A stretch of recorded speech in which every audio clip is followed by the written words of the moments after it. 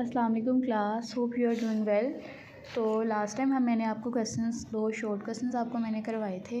तो उससे अगला टॉपिक मैंने आपको इसकी रीडिंग भी करवा दी थी ना, वॉलंटरी एक्शन इनवॉलंटरी एक्शंस की।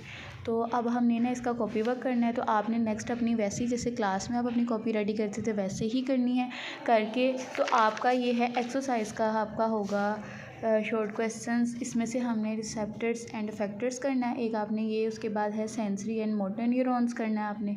मतलब ये वाले मैं 2 क्वेश्चंस आपको करवाऊंगी। तो आपने यहाँ पे क्वेश्चंस इसका लिखना है कि मैंने यहाँ पे नोट डाउन किया हुआ है। आपने ये वाला क्वेश्चन नोट कर लेना है कि what are the difference between voluntary and involuntary actions. मैंने आपको बताया था ऐसे एक्शन जो हमारे कंट्रोल में होते हैं, जो हमारी कॉन्शियस कंट्रोल में होते हैं, मीन्स हमें पता होता है कि हमने ये काम परफॉर्म करना है, उसको हम वॉलंटरी एक्शंस कहते हैं। फॉर एग्जांपल स्पीकिंग और ईटिंग, हमें पता है हमने बोलना क्या चीज़ हम बोलने लगे या क्या चीज़ हम खाने लगे, तो ये चीज़ हमारे कंट्रोल में है।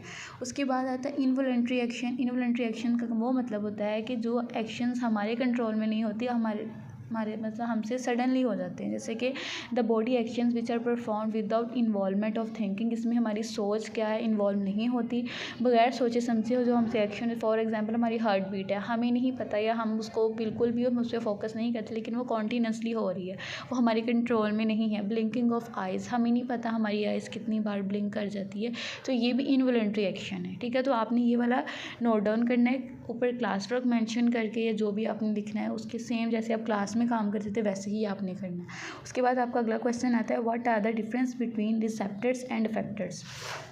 इसी तरह सेम आपने रिसेप्टर रिसीव और detect stimuli changes in environment के। रिसेप्टर क्या करता है, ये डिटेक्ट करता है कि इन्वायरमेंट में क्या चेंजेस है, जैसे इट फील्स द चेंजेस।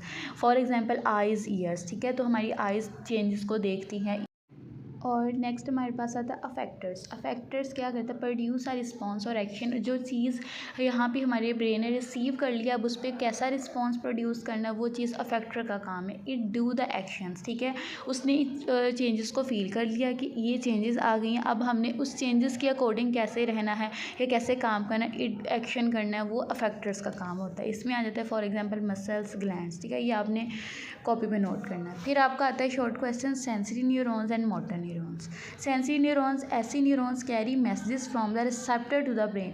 ये रिसेप्टर से, जो रिसेप्टर ने फील किया वो मैसेज उसने लिया और वो ब्रेन तक ले गया। ये सेंसरी न्यूरॉन्स का काम है कि आपका जो चेंजेस उसने इन्वायरमेंट में फील की वो चेंज उसने अब ब्रेन को बतानी है, तो ये सेंसरी न्यूरॉन्स का काम है। उसके बाद आता है motor neurons carry messages from a brain और spinal cord it to muscles और ग्लैंड्स।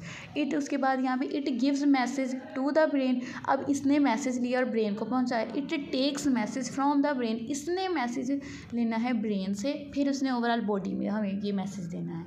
अब इस सेंसरी न्यूरॉन्स में आता है फीलिंग हीट।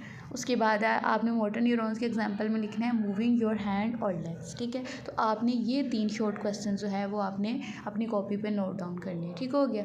क्योंकि मैंने ये आपको दोबारा क्लास वर्क नहीं करवाना, अभी मैं आपको कह रही हूँ, तो आपने जैसे ही वापस आना है तो आपकी सारी कॉपी जो भी हो लिखवाया होगा फिर आपका चेकआउट होगा, ठीक हो गया। तो आपने ये कंप्लीट करना है अपना काम। ओके, अल्लाह हाफिज़।